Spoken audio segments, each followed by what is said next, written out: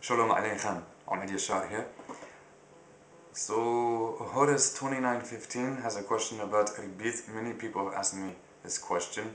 Ribit is the Hebrew word for usury, or interest, if you like to put it in more simple terms. He's informed me that this term in Arabic is riba. I don't know if I'm saying it correctly, but it looks to be linguistically connected to the Hebrew word ribit. In any case, his question is whether or not ribit, exorbitant interest, is allowed in Judaism, or I care more whether or not it's allowed in the Torah or not. And he's asking this in contrast to Islam, which he's saying prohibits this form of interest.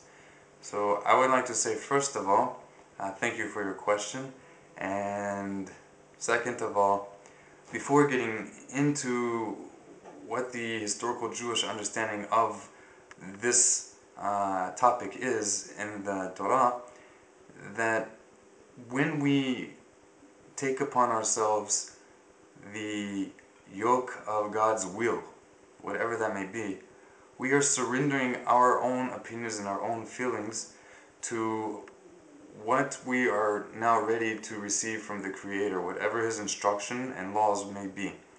So, regardless of what is permitted or forbidden in the Torah, that shouldn't be an argument, really, any more so than you do not argue with the Quran because you believe that the Quran is the will of the Creator.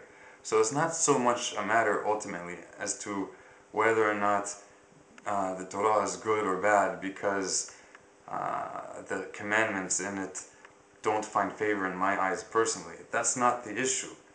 The issue is whether or not it's the Creator's will.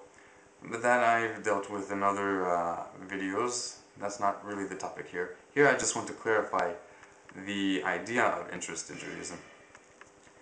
So, the Torah does permit interest, and it also forbids interest. What do I mean? The Torah forbids interest towards others of the members of Israel. So people who are members of the Israel, it is forbidden to charge them interest. By the way, it is also forbidden for the Israelite to pay interest to another Israelite. So it's not just about charging interest, but we're also forbidden to pay interest. With regard to a non-Israelite, we are permitted to give interest, but the interest is forbidden to be exorbitant. It must be a reasonable sum.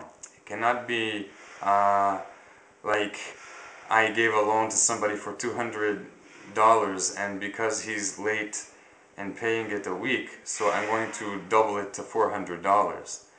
That is forbidden. That's called usur. I wonder if you can hear all the noise going on in the background. For some reason, I can never find a quiet place. Alright. Kaparat alanot. So what were we talking about? Oh yeah, ribit. Yeah. Okay. Now, lest the person say that this is like racism or favoritism being shown in the Hebrew Bible, because ribit, interest, is permitted for a Jew to take from a non-Jew, but it is forbidden for a Jew to take from another Jew. Lest one think this, I will clarify, show the inconsistency in that. First of all, there are many things that the Torah permits to non-Jews which are forbidden severely to the Jew. There are way more things than this than there are things which are strict or harsh towards the non-Jew and are light towards the Jew. The Torah forbids a Jew from even lighting a fire on the seventh day. And a Jew who does this knowingly, intentionally, and he knows that if he knows the punishment is death, so he's liable for the death penalty in certain situations. A non-Jew is totally permitted to light a fire on the Sabbath or any other day. That's just one simple example. Now, back to interest. If a non-Jew doesn't like the fact that Jews can charge him interest, though again, the Jew cannot charge him an exorbitant amount, if the non-Jew doesn't like it and he considers it a heavy burden on him, so the Torah is not racist, the Creator is not racist according to the Torah. The non-Jew can choose to become a Jew, and then we are forbidden to charge him interest. So it's not a matter of racism. It's not a matter of superior genetics or whatever. Also in Islam, to my knowledge, there are advantages to being a Muslim and disadvantages to being a dhimmi. So this shouldn't be such a foreign idea in Islam, despite the fact that perhaps in this particular matter there may be a difference. But I think there's more of a commonality than a difference, because in the ideology of the Torah, ideally all people will want to serve the Creator to the utmost of their ability, and would therefore likely join the people of Israel if they choose to serve Him with all their ability and realize that the Torah is His will. And in doing so, they would not be charged interest. They would be free from this, but also forbidden even to pay interest to another Jew. Alright, a few short questions. Horos 29:15 also asks, is the Old Testament called Tanakh in Hebrew? Yes, the Old Testament is called Tanakh in Hebrew. This is the same as the Protestant Old Testament, meaning it's the same books, no more, no less. But the order of the books is a little bit different. And Tanakh is spelled in Hebrew with the Hebrew letter Taf, the Hebrew letter Nun, and the Hebrew letter Chaf. So those are three letters.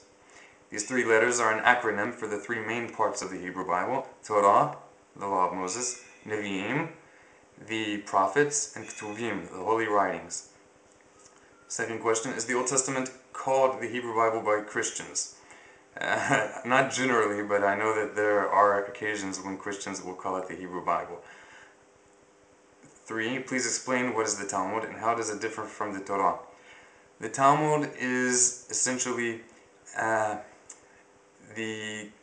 record of the clarifications of Jewish practical law, how to carry out the commandments of the written Torah.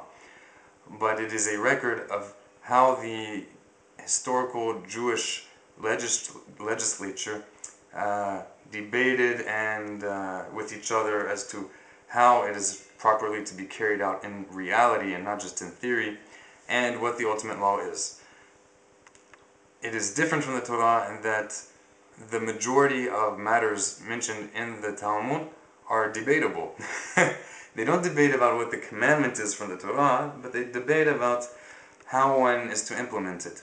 And the authoritative decision as to how we implement the law goes according to the majority opinion in the context of the Supreme Court of the Jewish people. Not the secular court that we have today, but the Supreme Court that is consisting of the sages of the people of Israel, meaning they are proper, observant, righteous Jews, the most learned of their generation.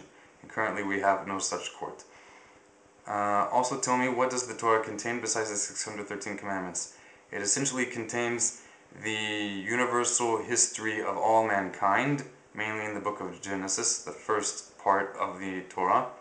Then the second part is Exodus, which records the story of how the Almighty led the people of Israel out of Egypt, and how there were a multitude of non-Israelites who joined them at that time, and the occurrences that occurred to them in their journey in the wilderness after they left Egypt. Numbers deals with additional laws and censuses, counting the numbers, the heads of the people of the different tribes. And Deuteronomy is sort of a review of the previous laws, but adding extra details and additional laws on what will occur in the future, in the history, in the future of the people of Israel and the future of mankind. So that's it for now. I hope you enjoyed this video. Looking forward to your responses. God bless you. Shabbat Shalom.